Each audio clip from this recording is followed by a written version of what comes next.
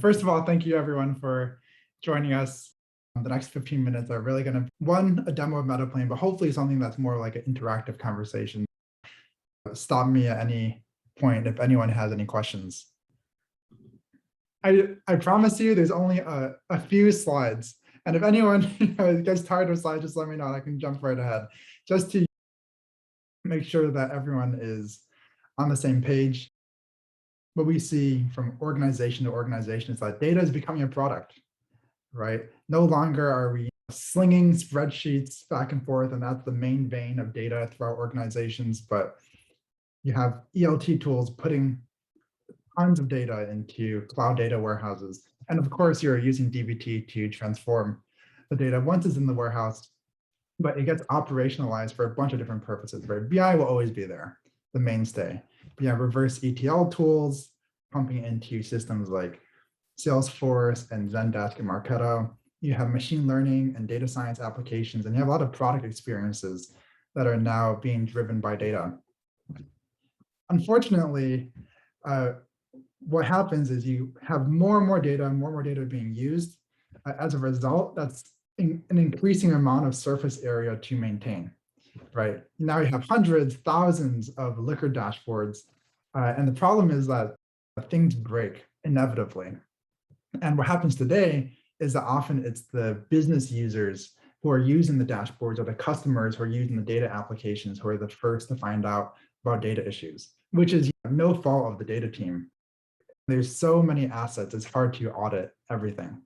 And today, what we see is teams try and get ahead of this with homegrown or like very critical low coverage tests, which are great. That's like the foundation from which everything is built. And yet, how many people does this Slack message resonate with? Right, ahead of marketing, exactly. And this happens all the time, right? Does this dashboard look broken? But, oh my, I do not want to see this. The first thing in the afternoon, just as I was getting down to work. What we hope to do with Metaplane is to shift things a little bit to make testing and data monitoring more automated and more easy. So you have like maximal coverage and you get an alert in Slack when something goes wrong. And when something does go wrong, you have all of the metadata in one place. Does that make sense, everyone? Awesome. Okay, now time for the fun part. Let's see how this goes. I'll be upfront with everyone. This is a brand new onboarding flow. So as we know with tech demos is that the moment things show to someone else, everything breaks. Please bear with me for a second. But if you go to metaplane.dev, anyone with a Gmail can start for free. Sign in with Google. And in this situation, let's say that I'm working at an antique bookstore called historicdatastack.com. It's an e-commerce shop that we send a bunch of like old accounting ledgers to whoever buys it. And the first step is here's Metaplane, and there's 3 steps to go through in order to get observability on your data stack, in order to start getting alerts like you see on the right, where you have a freshness alert when this customer orders table isn't being updated, or when this row count drops, you get an alert too. The first thing to do is connect your data sources. And for this demo, we have a data warehouse called the Historic Data Stack Snowflake. And of course, many of you have seen millions of screens like this before. It is filling in the credentials.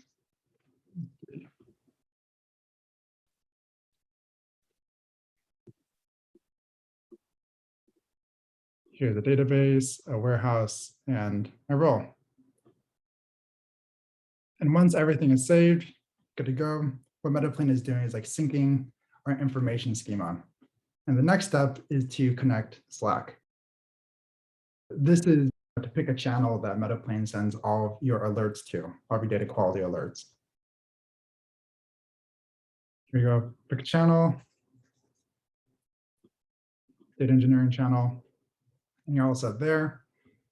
And the last thing to do is to configure monitoring. So because we use Snowflake, what we provide out of the box is, one, if you have any schema changes, we'll let your team know, right? If you add a schema delete a table, change the type of a column, like you'll be the first to know when that happens. And in addition, we monitor the row count and freshness of all of your tables. And once we hit confirm, then you see that we automatically created tests on 595 tables within our data warehouses. So that if you go into this data page, you see our information schema on the left, a DBT schema, of course, a bunch of tables and columns in those tables. And across the top are some of the tests that we support out of the box. Right, like row count and freshness are just the tip of the iceberg. You can track the cardinality of an enum, the uniqueness of a primary key, the distribution of a metric, or create custom SQL too. And the last step for the setup is to include a DBT integration. So this is one of the integrations that we're most proud of. Hopefully no one takes my API key, but if you do, I'll have to ask the team to change that. And then we also connect Looker, where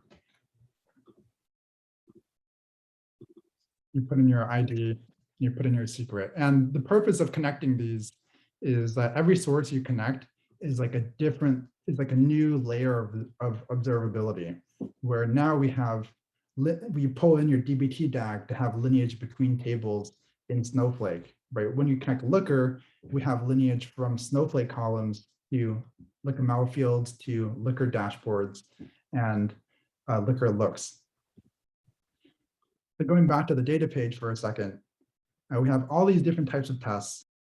What that means is every hour we collect that piece of metadata, and then we store the historical values and have anomaly detection on those values for you. So you're alerted whenever there's an outlier. Does that make sense to everyone so far? Yep. Awesome. I'm going to show you like 2 quick examples, and then we can get to the fun part, which is like breaking a table. Here is a weekly retention table. It's an incremental model. So there's about 2.6 million rows, and it grows very slowly over time. And unfortunately, for one of our customers, earlier in the summer at 5:06 in the morning, there's what we call a silent data bug. All of your systems are green. Snowflake is up, which is sometimes a surprise. The number of rows went from 2.6 million to 200,000. What the heck is up with that? We let their team know. And the first thing that they did in the morning was Lisa, data engineer on their team, was able to come in and resolve this issue before any downstream business users were impacted. One other example is for one of our e-commerce customers, they track the freshness of their orders table. On the bottom, you can see some of the lineage that we pull, upstream and downstream tables from DBT, and downstream mode reports and queries. And you can see that this data is usually updated once an hour. Until a few weeks ago, this is like the worst case scenario where at midnight, the data stops being refreshed. So it's like 1 o'clock and it's been 3 hours, 2, 3, 4, 5. And suddenly it's like you wake up first thing in the morning and it's been at least 12 hours since the data has been updated. And of course, their data leader comes in here and is Jeremy, the VP of data, is like, okay, we got to fix this. We're an e-commerce company. We can't have our orders not be updated in 12 hours. But hopefully that gives everyone a sense of the kinds of issues that we try and track and that the companies that we work with encounter on a pretty frequent basis. And the very last thing that I'm going to do is drop a bunch of rows from a table where the specific table is a user disambiguation table pulling from a mixed panel and intercom where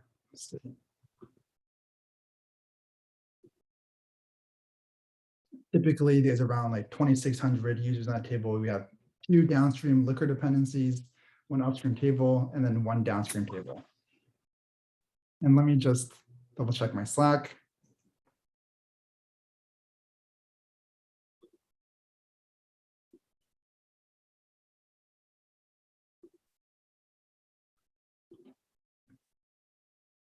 where right now it's 7:03, and Metaplane alerted me and said, okay, we expected 2,500 rows in this table.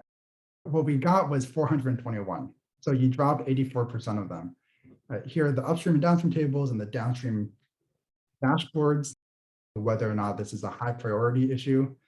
And finally, you can give feedback to our models and say, okay, this is an anomaly. We should exclude this from training in the future. This is normal, so you should include it. And what our customers love to do is mark it as an anomaly and at each other. Sorry, Guru, I know that you're here, but Guru, can you please check out this model? Looks funky. Hopefully this gives you a sense of what Metaplane does and how quickly it is to get set up. And at the end of the day, the only thing that we're trying to accomplish is to help data teams be the first to know, thank you, Guru, first to know of data issues. And we believe that this should be available to every data team, not just the ones with the most resources. But that's that. You can get started anytime, right? Less than 10 minutes. And happy to answer any questions that you might have. That's awesome. Thank you, Kevin, for walking us through that. And I was waiting. I was like, I think we've no, I haven't seen any questions come in. Ashley, did you want to chime in on what you were calling out in Slack? Oh, well, in Slack, I was just excited about the features. I did actually have a question, which to see the upstream and downstream table dependencies coming in via dbt is great, and to see the looker exposure is great. Can you share a bit more on how you're approaching actually pulling that lineage data? Like how much are you doing API scraping versus how much is that something that the end user has to configure? I'd love to hear more about that. Yeah, great question. Right now, we're requiring no user configuration, relying entirely on the APIs, relying entirely on the dbt, metadata, and cloud APIs, as well as like in the case of Liquor, the Liquor APIs. And if you hook up your code repository, we parse through the LickML for you. Yeah, we try and limit how much how much input is needed, because it's such a slog sometimes. Great question. Those actual looker exposures, are you able to surface, and I missed it in the visual, like actual report names and links, or what level is it ending at? Is it stopping at the explore level? Yeah, it goes to let me scroll up a little bit. It goes to the dashboard and look level. Actually, Nice. the most granular is the dashboard element level, but you can like roll it up from the dashboards and you have the links as well as the views and the last time it was edited. Very nice. And then is it nuanced enough to say, okay, this table exists in this explore, which has these looks built off of it, but isn't used in this query versus this looks query uses this table? Is it able to make that distinction? Yeah, yep. Nice. Yeah, we have down to the field level, the LickML field to upstream like columns. Oh, very nice. Oh, yeah, because you can pull the like JSON for the look configuration. Fair. This is so cool. All right, cool. Thank you.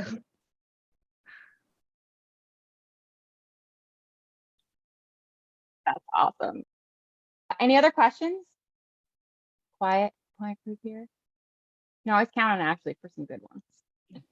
Yeah, awesome. And everyone can always Slack me too or email. And not to stop any questions, but I gotta make sure to plug, if you want to hear more about how to use the dbt cloud API and metadata API and like really get the most of the data that's available to you as a dbt customer. We have a session at Coalesce on December 8th at 1 p.m. That's just walking through top to bottom some of the main use cases we found for the dbt APIs. The answer is that there's a lot of them. I have a question, actually, if that's okay. I think you're certainly preaching to the choir here. Like, I think everyone can see the benefits. I'm curious, like, who you end up selling to and how you sell the value to, say, like that marketing director that's pinging somebody at midnight about a report not working. I think there's an expectation for folks in non-data engineering roles or departments that this stuff just works. So I'm curious how if I were to sell this to a client, I feel like I'd have kind of an uphill battle because they would say, you're my consultancy, aren't you just going to build something that isn't going to break? That is a really good question.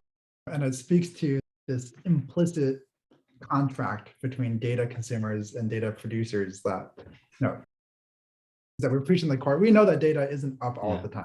It's never going to be perfect. And yet the expectation is different on the other side of the table. I think we sell to analytics engineers, data engineers, and like data leaders. And when we talk about like how disruptive these data quality issues are, right? They can destroy a whole day if you let it. Yeah. So that's mainly about like saving engineering time, preserving focus. We know that growing your engineering team is very hard these days. You don't want them spending all the time like solving issues. For justifying this purchase beyond that, it depends on the industry, to be honest, right? There's a direct tie between data and like revenue. It's easier to make the case, yeah. Yeah, like an e-commerce company, fintech. Otherwise, we find ourselves relying a lot on like trust.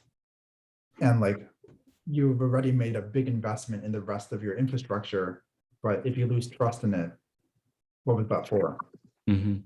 But that's much harder to price out. I don't think there's a great answer to the question, but it's a very good question. Yeah. I was hoping to steal some notes from you because I run into this challenge quite a bit, just describing the reality of these systems to folks who don't have hands-on knowledge and just giving them an appreciation for some of the complexity that's involved. And so I feel for you. It's often hard to make that case. Yeah. It's just like, when someone sits down at a restaurant, they just want the meal to be great. Yeah. But whole chain before that, everything that has to go. Thanks.